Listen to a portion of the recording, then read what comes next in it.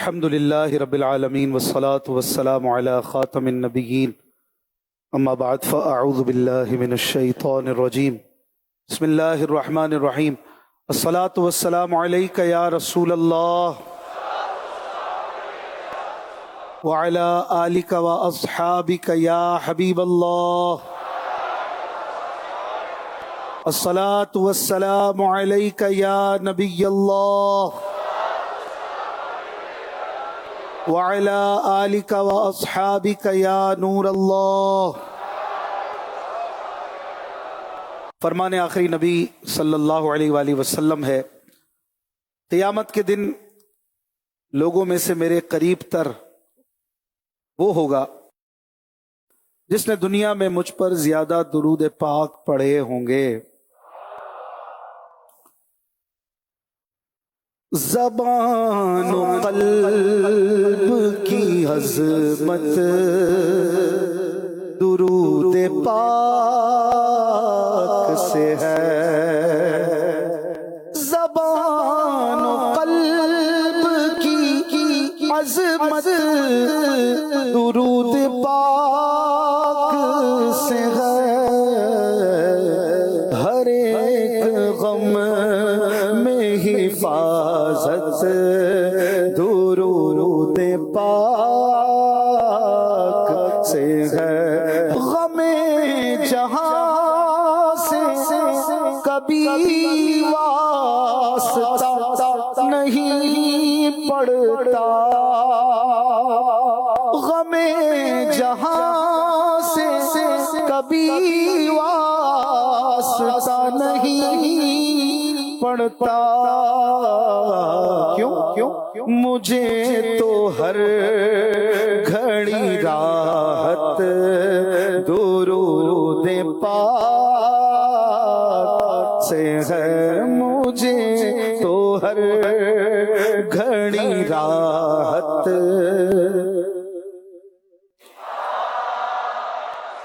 से है।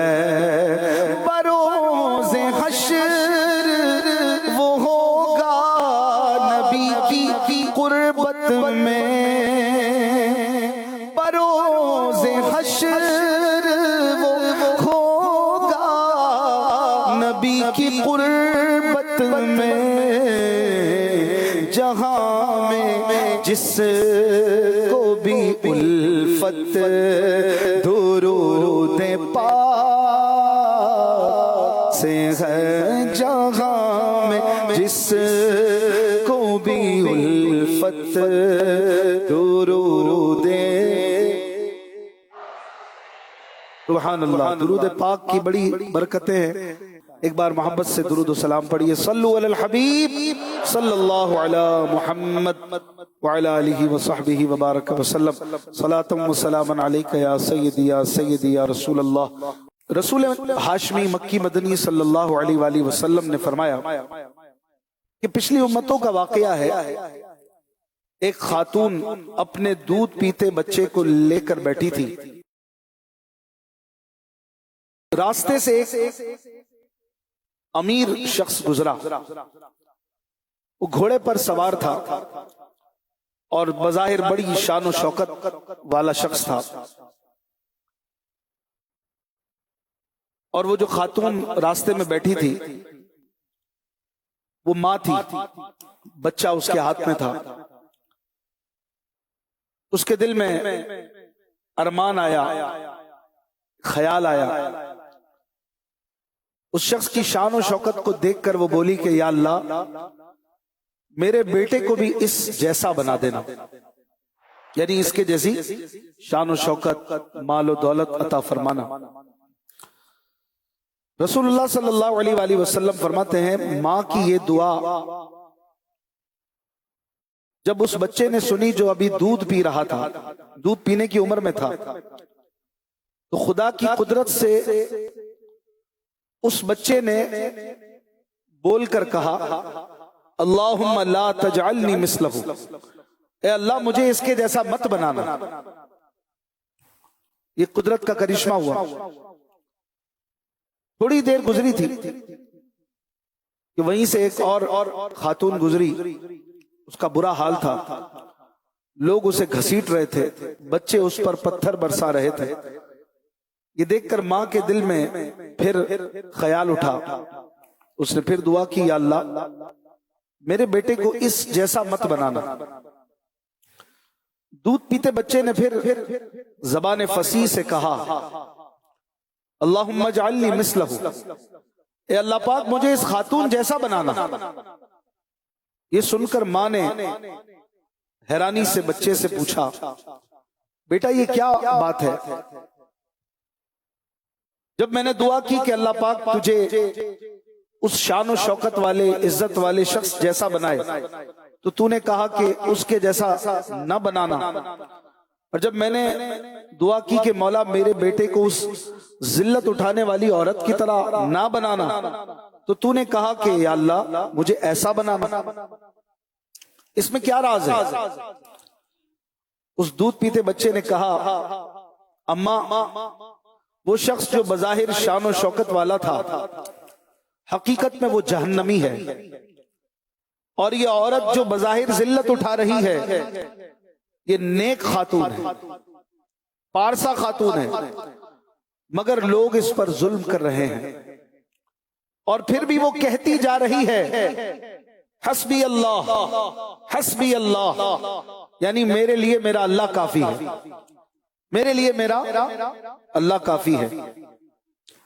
बस इस वजह से मैंने ये दुआ की कि या अल्लाह मुझे इस खातून जैसा बनाना जो तुझे याद कर रही है और जुल्म बर्दाश्त करते हुए सब्र कर रही है, और उस दुनियादार की तरह ना बनाना कि जो बज़ाहिर तो अमीर और सरदार है लेकिन आखिरत में दोज़ख का हकदार है।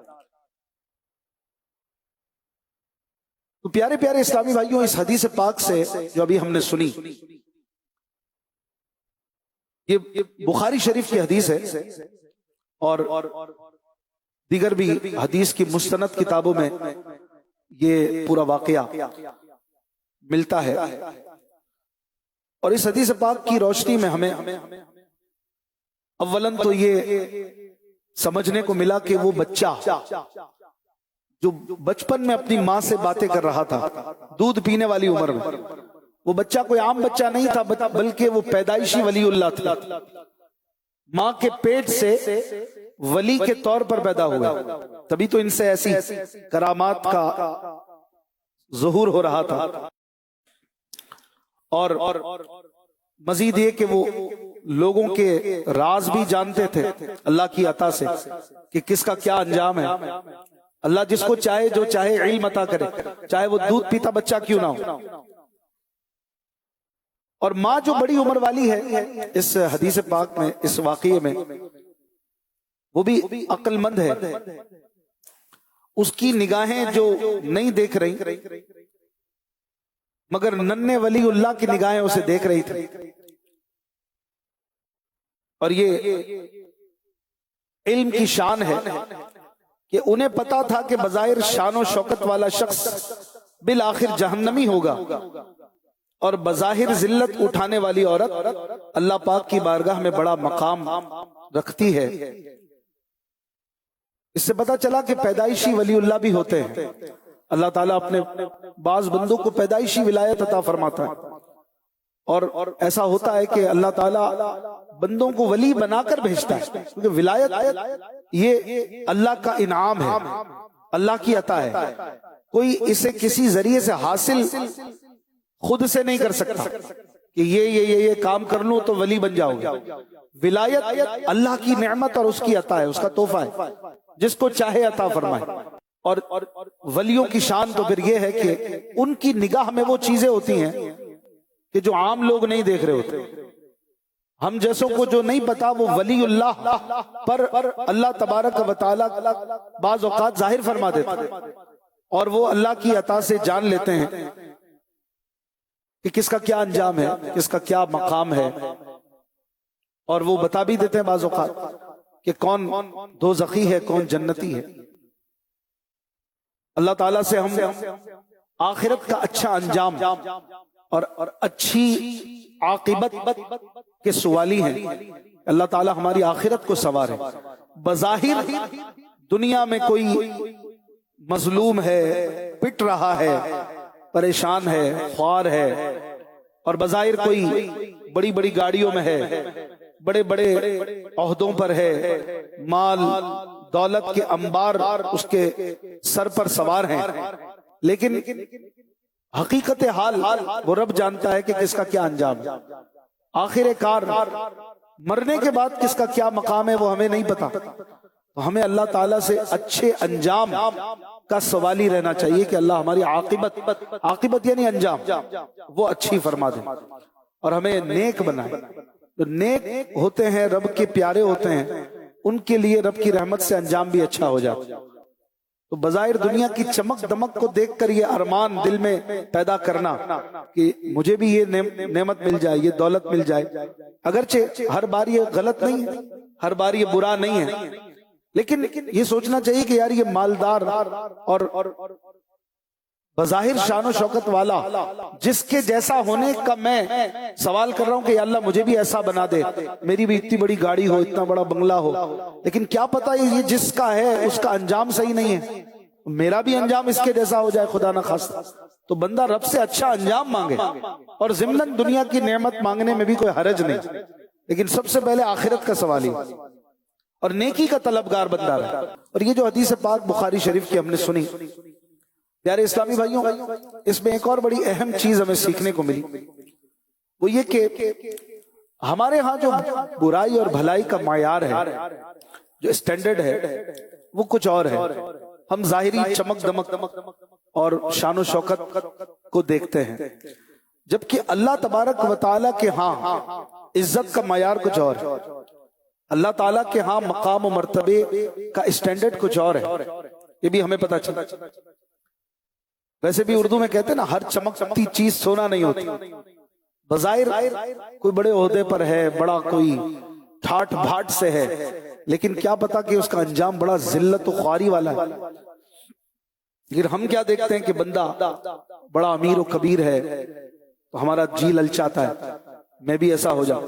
किसी का कारोबार चमक रहा है और बड़ी तरक्की कर रहा है, तो हम कहते हैं यार इस पर तो खुदा का बड़ा फजल है। कोई कारोबार में नुकसान कर रहा है, उस कारोबार उसका ठप हो रहा है, हम कहते हैं ये तो बड़ा गुनाहगार आदमी होगा, इसका कारोबार इतना नुकसान कर रहा है, इस पे कोई आफत आई है, खुदा का अजाब होगा इस पर। हम खुद ब खुद तय कर लेते। कोई गरीब से अमीर हो जाए, हम कहते हैं इस पर तो खुदा बहुत मेहरबान है।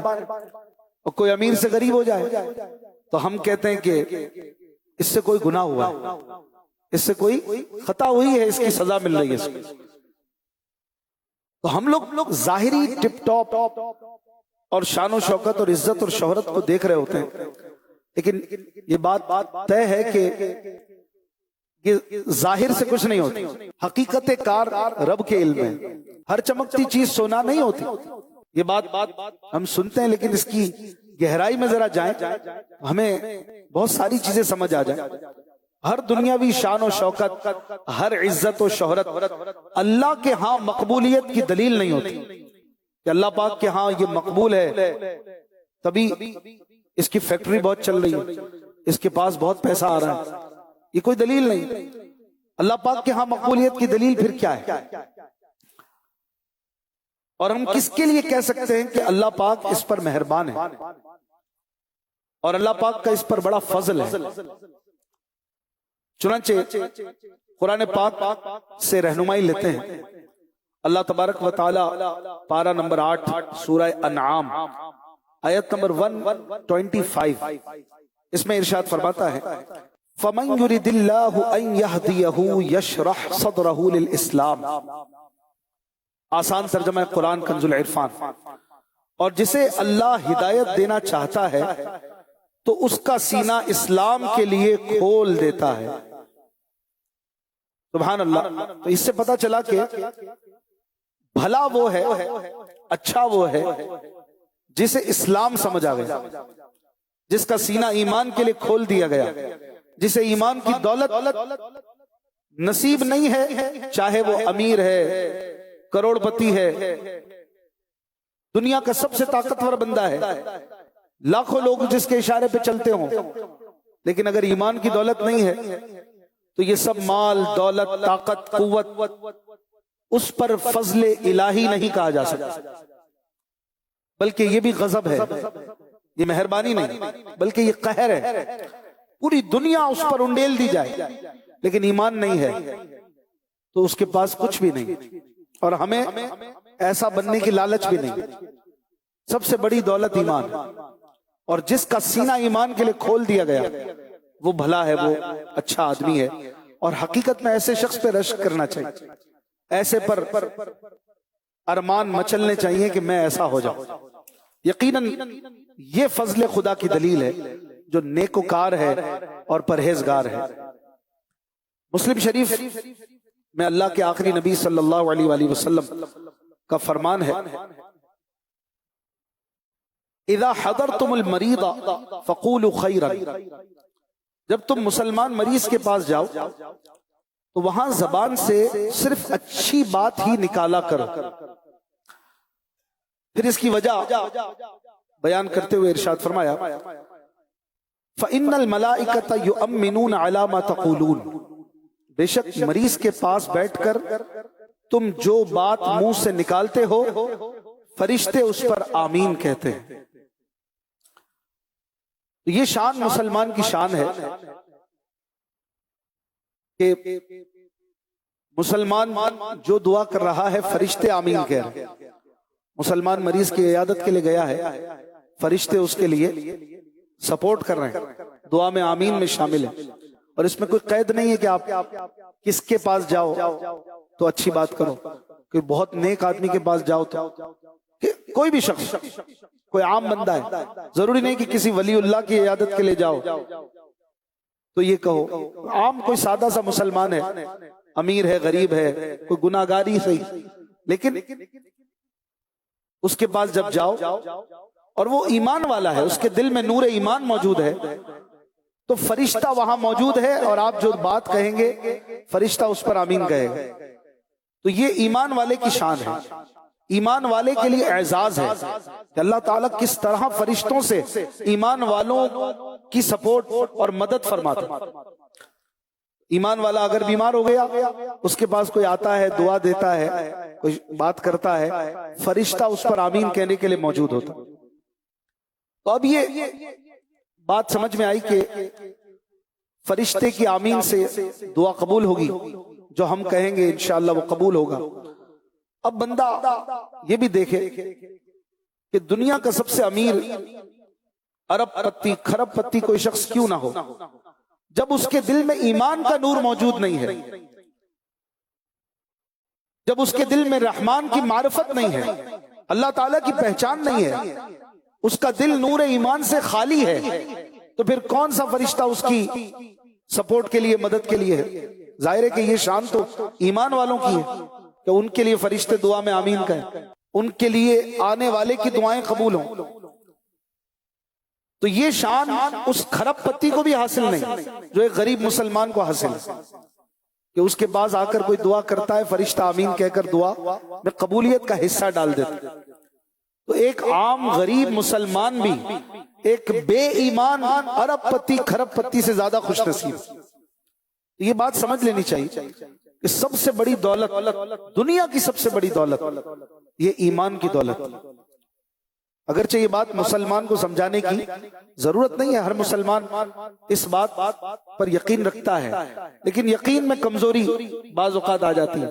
किसी गैर मुस्लिम मालदार को देखकर दिल उछलने लगता है, अरमान मचलने लगता है कि कितना पैसा है, मुझे भी मिल जाए, उस पर रश्क आने लगता है बाज़ औक़ात। हालांकि उस पर रश्क क्या है, उस पर तरस खाना चाहिए कि कितना गरीब है ये, इसका नसीब में कितनी खराबी है कि इसके पास ईमान ही नहीं। दुआ करे बंदा उसको, अल्लाह इसको ईमान की दौलत भी अता फरमाता, लेकिन इस पर रश्क करना ये ईमान वाले की शान नहीं है।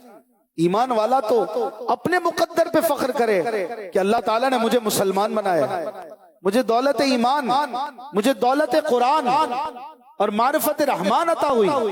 ये अल्लाह ताला की सबसे बड़ी अता है, ये अता तो इसके पास भी नहीं। तो ये पता चला कि ईमान वाला ये भला है, ईमान वाला ये मुकद्दर वाला है, इसके साथ फरिश्ते रहते हैं। और गैर मुस्लिम चाहे कितना ही पढ़ा लिखा हो, टिप टॉप वाली जिंदगी गुजारता हो, लेकिन बहरहाल उसका मुकद्दर ईमान वाले के बराबर नहीं हो सकता। बल्कि अल्लाह ताला ने कुरान शरीफ में तो जो बेईमान लोग हैं उनके लिए फरमाया, सूरह बय्यिना आयत नंबर 6 में, कि उलाइका हुम शर्रुल बरिया, वही तमाम मखलूक में सबसे बदतर लोग हैं, सबसे बदतर लोग। कुरान फरमा रहा है बेईमान लोगों को, और एक ईमान वाला शख्स किसी गैर मुस्लिम मालदार को अच्छा समझे, बड़ा मर्तबे वाला समझे और उस पर रश करे, तो ये ईमान वाले की शान हो ही नहीं सकती। कुरान कह रहा है ये बदतर लोग। तो मुसलमान को तो अपने ईमान की दौलत पे फख्र करना चाहिए कि अल्हम्दुलिल्लाह हमें ईमान की दौलत मिली है, अल्लाह का शुक्र है। और फिर दुआ भी करनी चाहिए कि इतनी बड़ी दौलत मुझे मिल गई है तो अल्लाह हमें इस्तिकामत भी अता करे, इस दौलत की हिफाजत की फिक्र भी करते रहे। और फिक्र का एक तरीका यह भी है कि बंदा दुआ करे, क्योंकि जिस मालिक ने दी है वही हिफाजत फरमाए। ये ईमान की दौलत जिस रब ने अता फरमाई है वही चाहेगा तो हम ये दुनिया से लेकर भी जाएंगे। हदीस पाक में अल्लाह के आखिरी नबी सल्लल्लाहु अलैहि वसल्लम ने वाज़ेह तौर पर बता दिया, इन्नमल अअमालु बिल खवातीम, खवातीम खात्मे की जमा, खवातीम, अमाल का दारो मदार खात्मे पर है। जैसा खात्मा वैसा अंजाम। तो डरना चाहिए कि मेरा खात्मा कैसा हो, कुछ पता नहीं। आज तो अल्हम्दुलिल्लाह अल्लाह अल्लाह कर रहा हूँ, आज तो बयान सुन रहा हूँ, बयान कर रहा हूँ, नात पढ़ रहा हूँ, दुआ कर रहा हूँ, पता नहीं कल क्या हो जाए, दिमाग फिर जाए, जहन खराब हो जाए, कोई सोहबत ऐसी मिल जाए कि मैं पलट जाऊं, बदल जाऊं। जिस तरह बुरे लोग अच्छे होते हैं, अच्छे भी तो बुरे होते हैं, अच्छों में भी तो खराबी आ जाती है। और नाउजुबिल्लाह कब ईमान हाथ से निकल जाता है पता ही नहीं चलता, कब किसकी इनादो बुग़्ज़, किसी की दुश्मनी, किसी अल्लाह वाले के लिए दिल में बुराई, किसी मुसलमान के लिए दिल में खराबी, किसी का बुग़्ज़, ये आपको मुझे खुदा ना खास्ता कहां से कहां पहुंचा दे। जी हाँ, ये होता है, बंदा अच्छाई के रास्ते पे चल रहा होता है, लेकिन किसी गुनाह की आफत से बाज़ औक़ात वो फिसल जाता, स्लिप हो जाता और अपने मर्तबे से बहुत नीचे चला जाता है। और कभी कभी ईमान से हाथ धो बैठता। डरते रहना चाहिए कि मैं तो कुछ भी नहीं हूं, मैं तो बहुत बुरा हूं, मैं तो गुनाहगार हूं, और मैं ईमान लेकर दुनिया से चला जाऊं, ये मेरी कामयाबी है। और कोई मर्तबा क्या चाहिए, इससे बड़ा मर्तबा क्या चाहिए। ईमान के साथ दुनिया से मैं रुखसत हो जाऊं, ये मेरे लिए सबसे बड़ी कामयाबी, ये सबसे बड़ी दौलत है जो मैं लेके जाऊं। हुजूर गौसे आजम शेख अब्दुल कादिर जिलानी रहमतुल्लाह अलैह करोड़ों के पेशवा, लेकिन आप खौफ खुदा के कैसे हामिल थे और क्या आपकी मदनी सोच थी। सुभान अल्लाह। ईद का दिन देखा कि लोग कह रहे हैं आज ईद है, मुबारक, ईद मुबारक, ईद मुबारक। अल्लाह वाले हर चीज में ना आखिरत की सोच रखते हैं। मेरे आका गौसे आजम पीराने पीर शेख अब्दुल कादिर जिलानी रहमतुल्लाह अलैह की आखिरत की सोच और ईमान की हिफाजत की फिक्र, इससे अंदाजा लगाए। आप ने फरमाया कि लोग ईद की मुबारकबाद दे रहे हैं, अच्छी बात है, ये भी अच्छा काम है, बिल्कुल देना चाहिए।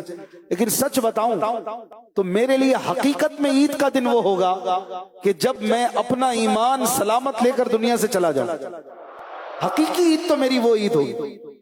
आप गौर तो फरमाइए कि ये होता है ईमान की हिफाजत का जज्बा और फिक्र कि बस कामयाबी का दिन वो है, गोल तो मेरा वो है।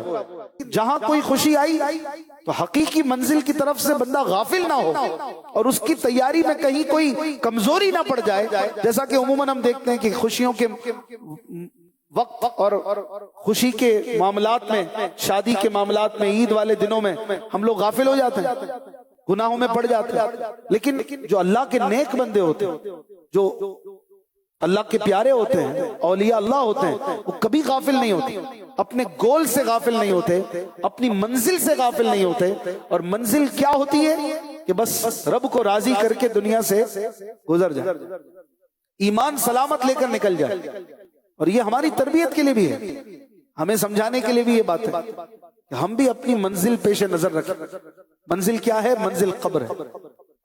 उस मंजिल में ईमान के साथ चले गए तो इंशाअल्लाह बेड़ा पार, और अगर ईमान के बगैर गए, खुदा ना खास्ता, नाऊज़ु बिल्लाह, तो फिर तो कोई चैन, कोई सुकून, कोई आराम, कुछ नहीं, कोई जन्नत नहीं, कोई नेमत नहीं। और फिर क्या बनेगा हमारा?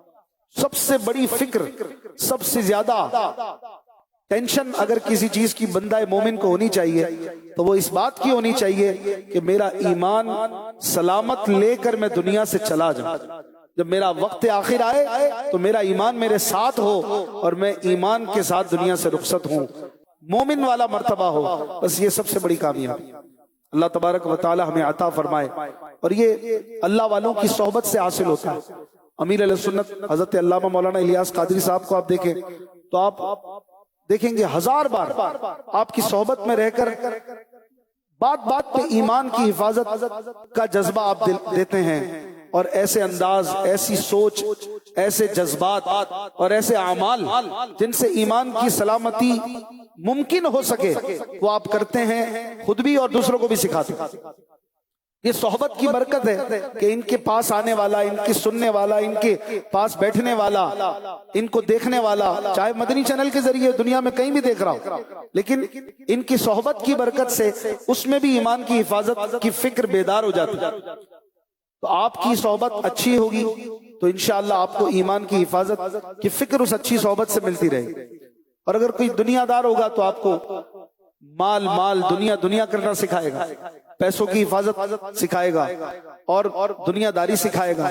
और सिर्फ दुनिया दुनिया करके तो दुनिया से नहीं जाना, हकीकत में तो रब को राजी करके दुनिया से जाना, ईमान सलामत लेकर दुनिया से जाना है। ये मोमिन की मंजिल है। तो इसके लिए अच्छी सोहबत, अमीर अहले सुन्नत के मदनी मुज़ाकरों को सुनते रहना, इसमें शिरकत, पाबंदी से अमीर अहले सुन्नत की सोहबत और साथ ही साथ दावत इस्लामी वालों के साथ काफिलों में सफर और दर्स बयान में शिरकत, हफ्तावार इज्तिमा में आते रहें, तो ये सारी चीजें इंशाअल्लाह हमें फिर अपनी मंजिल की तरफ मुतवज्जे रखेंगे।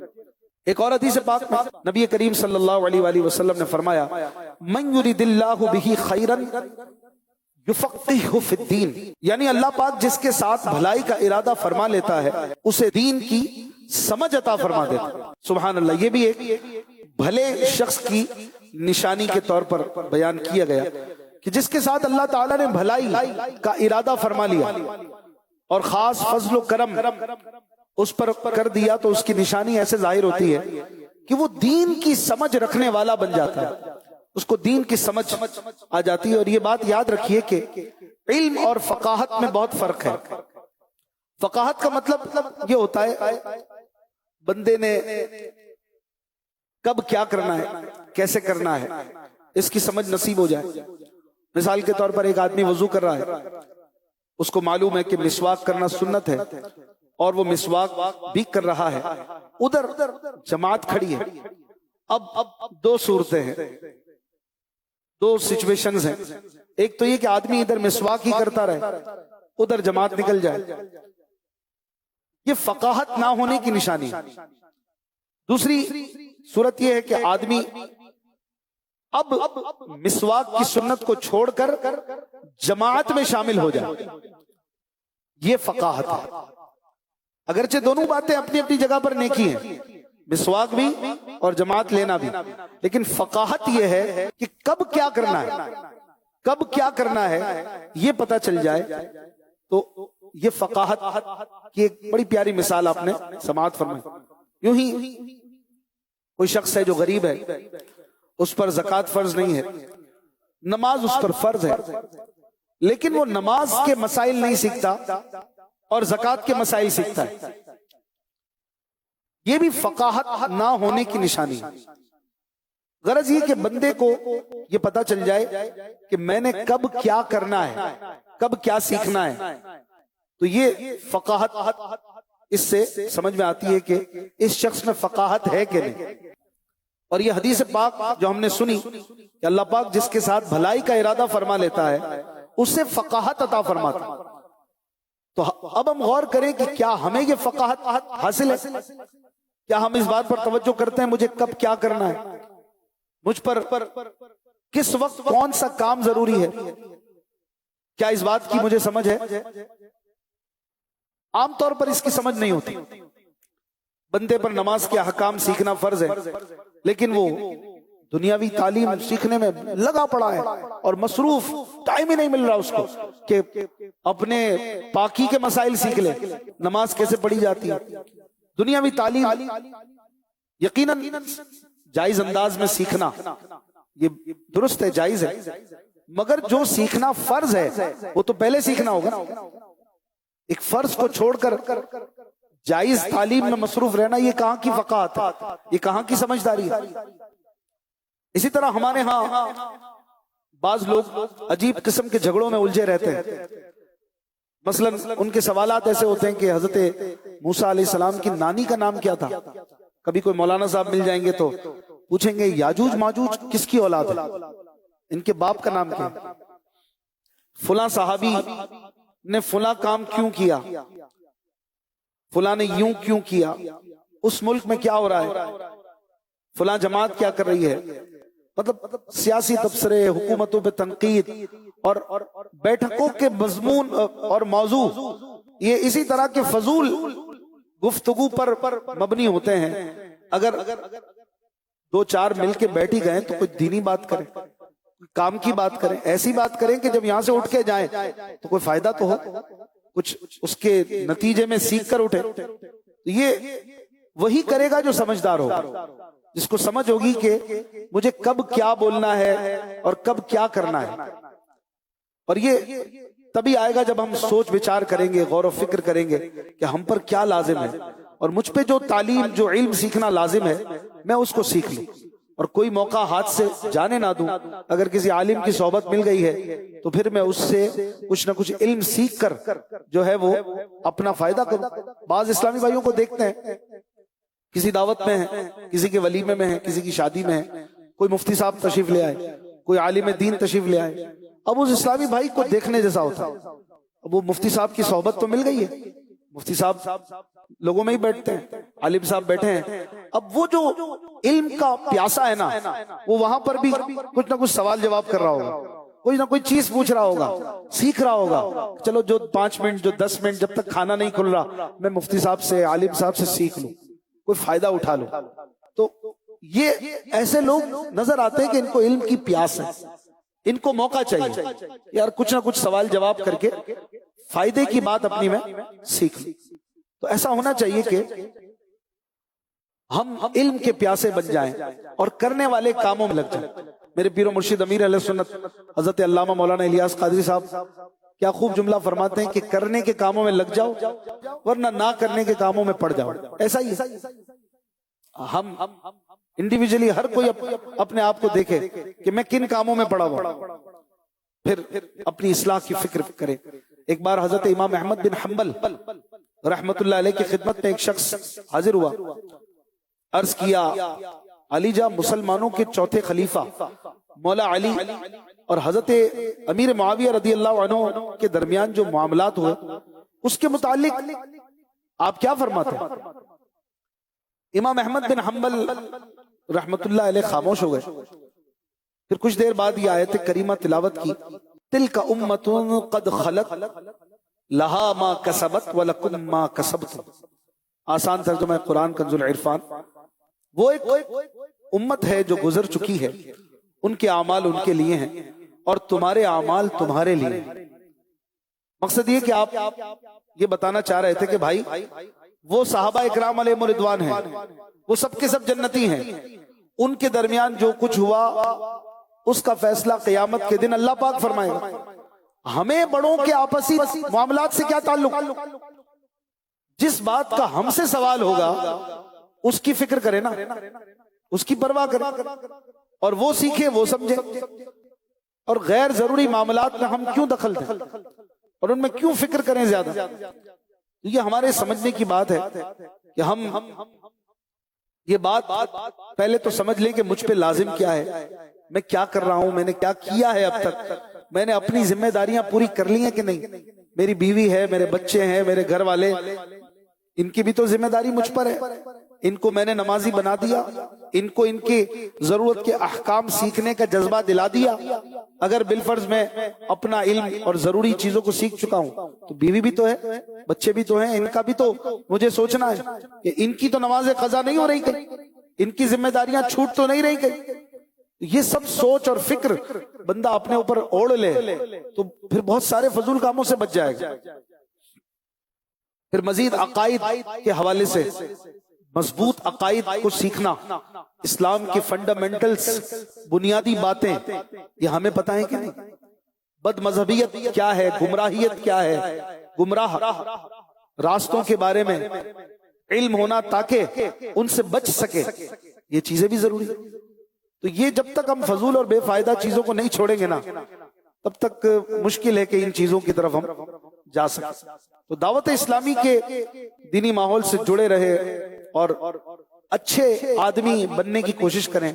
आज दो बातें हमने सीखी कि जो अच्छा शख्स है उसमें ये दो निशानियां, एक तो ईमान की दौलत है, दूसरा दीन की समझ। जिसमें ये दो बातें हैं वो अच्छा और भला है, और ये दो बातों से खाली है तो वो अच्छा और भला नहीं हो सकता।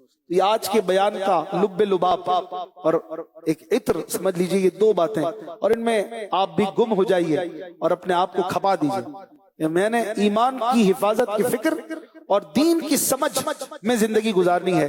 दीन की फकाहत को हासिल करने के लिए जज्बा बेदार करें और इसके साथ साथ अल्लाह ताला से दुआ भी करते रहे कि अल्लाह तबारक व ताला मुझे दीन की समझ अता फरमाए, और दुआ भी कसरत से किया करें। एक हदीस पाक नबी करीम सल्लल्लाहु अलैहि वसल्लम ने फरमाया कि अल्लाह पाक जिस बंदे के साथ भलाई का इरादा फरमा लेता है उसका दिल दुआ की तरफ माइल फरमा देता है। तो जो ज्यादा दुआ करता हो ना, आप समझ जाइए अच्छा आदमी है, ये भला है। और आप अपने आप पे भी गौर करें, मैं कितनी दुआ करता हूं। क्या मुझे याद रहता है खाने से पहले दुआ करना, या खाने की तरफ ही दिल होता है? वॉशरूम जाने से पहले मैं दुआ पढ़ के जाता हूँ, निकल के दुआ याद आती है, सो के उठता हूँ तो दुआ पढ़ता हूँ, सोने से पहले की दुआ मुझे याद है। इसके अलावा नमाज के बाद कितने लोग दुआ नहीं करते? नमाजी हैं लेकिन दुआ नहीं करते, ना अपनी नमाज में ना जमात में। दुआ से पहले ही कोई मजबूरी नहीं, कोई जल्दी, कोई काम अर्जेंसी नहीं, फिर भी दुआ नहीं करेंगे, आदत ही नहीं। तो जिससे अल्लाह ताला भलाई का इरादा फरमाए उसका दिल दुआ की तरफ माइल कर देता। तो आप बतकल्लुफ ज्यादा दुआ करने की आदत बनाए, और जो दुनियावी हमारे रोजमर्रा के काम है इनमें जो मसनून दुआएं हैं उनको याद करें। अल्हम्दुलिल्लाह हफ्तावार इज्तिमा में हर वीक कोई ना कोई दुआ भी याद करवाई जाती है इज्तिमा के बाद, जो हल्के लगते हैं उसमें। तो ये भी भला आदमी, भला शख्स बनाने की एक तहरीक है कि आपको दुआएं याद करवाई जाती है। और आप यहीं पर एक और बात भी सामने लाइए कि क़िबला अमीर अहले सुन्नत मौलाना इलियास कादरी साहब माशाअल्लाह कितनी दुआ की तरफ आपका दिल माइल है, ये आप देख लीजिए। कितनी दुआ करते हैं, कैसे कैसे दुआ करते हैं, और दुआ में कैसे मगन होते हैं कि हम सब रमजान शरीफ में कबाब, समोसों, पकौड़ों और इनकी खुशबुओं में गुम हो, लेकिन ये मर्द मुजाहिद, ये मर्द कलंदर, इसकी तवज्जो है कि बस दुआ का टाइम है, मैंने दुआ करनी।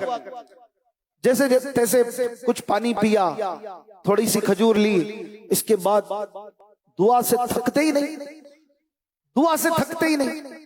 ये है दिल का दुआ में माइल होना, और ये है भलाई और भले शख्स की निशानी जो अल्लाह के आखिरी नबी सल्लल्लाहु अलैहि वसल्लम ने बयान फरमाया। तो अल्लाह का बहुत बड़ा एहसान है कि हमें जमाने का ऐसा भला शख्स अता फरमाया है कि जिसका नाम इलियास कादरी है। अल्हम्दुलिल्लाह, ऐसा भला आदमी चिराग लेके भी ढूंढेंगे तो जमाने में अभी नहीं मिलेगा। कोई हो तो बताए, ऐसी अजीम और भली शख्सियत, अल्लाह ताला इनको सलामत रखे। हर भलाई जो सुनते हैं, आंख उठाकर सामने देखते हैं तो इलियास कादरी नजर आता है, इनमें वो भली बात नजर आती है। और ये भलाई ऐसी फैलाते हैं कि जो इनका हो जाता है, जो इनके दामन में आ जाता है, वो भी इन भलाई और भली बातों का हामिल बन जाता है, नेकियों का आमिल बन जाता है माशाअल्लाह। तो आज जहां दो बातें, ईमान की हिफाजत और दीन की फकाहत, इसकी हमने नियत की है कि हम कोशिश करेंगे। तीसरी बात दुआ। दुआ इसके लिए भी करें कि या अल्लाह ईमान सलामत रहे और मुझे फकाहत यानी दीन की समझ मिले। और तीसरा, कसरत से दुआ करने की आदत बने, चाहे नमाज के बाद मुख्तसर दुआ ही सही, लेकिन तर्क ना होने दें कभी भी, किसी भी नमाज के बाद, चाहे कोई नफल ही पढ़े, इशराक चाश पढ़े, अवाबीन पढ़े हैं, कोई वैसे ही कभी सलातुल हाजत पढ़ी, जब भी कोई नमाज पढ़े तो दुआ जरूर करें, चाहे चंद सेकंड्स की क्यों ना हो, एक दुआ क्यों ना हो अरबी में या उर्दू में, लेकिन दुआ जरूर करें, शामिल करें, अपने ऊपर लाजिम करें। और बच्चों को भी ये बात सिखाएं अपने कि हम नमाज के बाद दुआ भी करते हैं। बच्चों को जहां नमाज पढ़ाते हैं वहीं इनको दुआ का भी जहन दें कि बेटा नमाज के बाद हम दुआ भी करते हैं, आप भी दुआ कीजिए। तो इससे इंशाअल्लाह आपके बच्चे भी भलाई की तरफ आएंगे। दावत इस्लामी के 12 दीनी कामों में मशगूल हो जाएं, नेकी का जज्बा खुद भी अपने अंदर बढ़ाएं, माशरे में भी बढ़ाने के लिए 12 दीनी काम इसे आम करें। और 12 दीनी कामों में से एक दीनी काम है हफ्तावार रिसाले का मुताला। और आशिकान रसूल की दीनी तंजीम दावत इस्लामी दुनिया भर में नेकी की दावत को आम करने में मसरूफ अमल है। और ये हफ्तावार रिसाला, इसका मुताला करने से अल्हम्दुलिल्लाह नेकी को अपने अंदर उतारने और नेकी को आम करने का बेहतरीन जज्बा भी मिलता है, ईमान की हिफाजत की फिक्र भी हासिल होती है, और दीन की समझ हासिल करने के लिए भी ये मुताला, ये रीडिंग बहुत ही अहम जरिया है। और हदीस पाक में भी है अल इल्मु बित्तअल्लुम, इल्म ये सीखने से हासिल होता है।